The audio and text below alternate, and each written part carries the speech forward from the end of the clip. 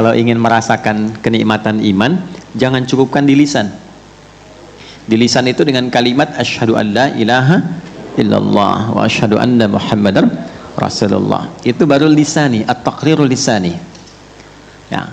Kalau ingin kemudian kalimat itu menjadi sebuah cahaya yang sampai ke dalam jiwa, lalu diedarkan ke seluruh bagian tubuh seperti darah mengalir ke seluruh bagian tubuh kita, maka tembuskan kalimat itu sampai dengan ke hati. Ya, kalau baru di lisan baru takrir, iqrarum bil lisan, pernyataan komitmen dengan lisan. Tasdiqum bil qalbi harus disusul oleh hati, sehingga menjadi rasa.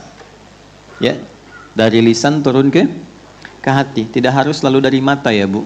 Ya, dari lisan turun ke hati. Nah, kalau sudah sampai ke hati, maka pernyataan itu menjadi rasa. Kalau rasa itu terjaganya sedemikian tinggi, ya.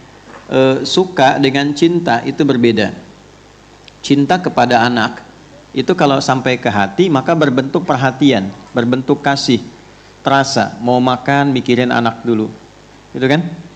Ya, baru bangun yang dilihat sudah anak, karena sampainya ke dalam hati. Ya, anak sendiri ya Bu, kalau anak orang kan nggak sampai begitu, ya kan? Nah, kenapa? Karena cuma sampai di lisan. Ih pinter ya anak si bapak fulan, tapi kan nggak terus dibawa ke hati. Ya, yang dibawa ke hati itu pasti perhatiannya lebih tinggi, terasa ke semua bagian tubuh, sehingga digerakkan bagian tubuh kita itu untuk merawat yang kita cintai itu. Nah, itulah analogi gampangnya begitu iman itu. Jadi kalau iman itu dari lisan ditembuskan ke dalam hati, maka menjadi rasa. Saat jadi rasa itu energinya dipancarkan menjadi cahaya ke semua bagian tubuh kita. Itu yang dimaksud kalimat yang sangat viral, taqrirum bil lisan, komitmen yang diungkapkan dengan lisan, wa tasdiqum bil qalbi, tembus ke hati. Sehingga punya rasa. Nanti ada getaran, namanya getaran iman. Saya sering sampaikan, getaran itu di hati banyak. Ya, ada getaran cinta, getaran kasih, getaran melihat polisi di kejauhan saat pelanggaran. Ada getaran juga kan? Ya. Ada getaran iman. Getaran iman itu nanti ada rasa, beda-beda rasanya. Ada yang baru diperdengarkan, baru muncul getarannya.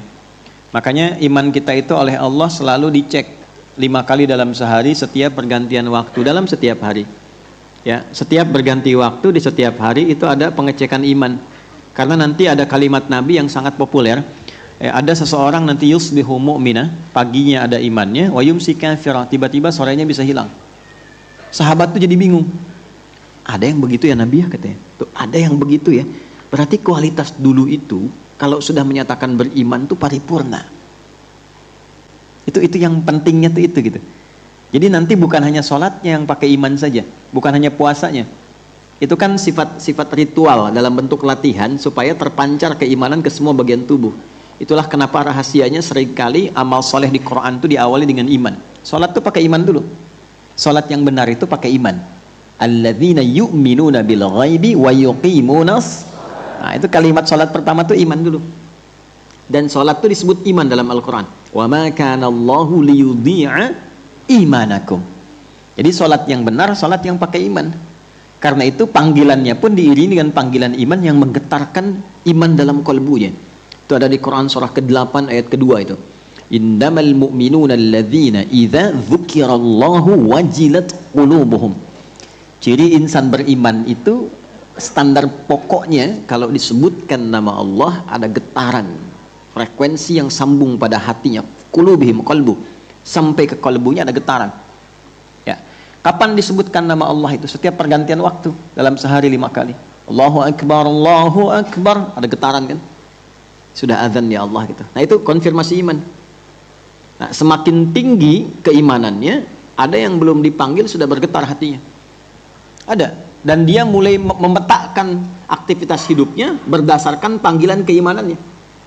Jadi ada orang yang ngatur waktunya itu dengan standar perubahan waktu dengan menggunakan pendekatan waktu sholat. Ya, ini standar beriman itu begitu harusnya. Ya, dibagi 5 pekerjaan kita itu. Dari subuh ke siang itu mengerjakan apa, siang ke sore evaluasi capaian awal bagaimana, sore ke maghrib sebagai pengawal malam seperti apa, nanti maghrib ke isya bagaimana, isya ke subuh seperti apa yang direncanakannya. Itu kalau mau rapi gunakan itu pendekatan waktu-waktu sholat ya. Nah nanti standar keimanan seseorang kalau sudah begitu berubah pada level yang kedua ya, dari yu'min jadi mu'min. Inna salata kanat 'alal mu'minina kitaban mawquta. Itu ada di Quran surah keempat ayat 103. Ya, orang-orang beriman itu kalau levelnya naik ke level mukmin, kepeduliannya beda. Jadi standar hidupnya itu diatur berdasarkan waktu sholat. Dia mengetahui waktu-waktu sholat itu. Ya, ini baru masuk waktu duha nih. Ada yang sudah mikirin isya. Nanti isya saya di mana ya? Nah, itu udah begitu tuh. Ya. Ada yang sudah nanti subuh besok lagi, tadi subuh bagaimana, zuhur bagaimana, itu sudah begitu. Dia paham tuh. Karena tertata. Dan nanti dunianya diikutkan kepada kegiatan akhiratnya. Ya, jadi nanti sholatnya jam sekian, di sini agenda saya ini. Dunia diikutkan, itu kalau bisa begitu tuh nyaman sekali. Makanya sahabat keteraturannya tinggi.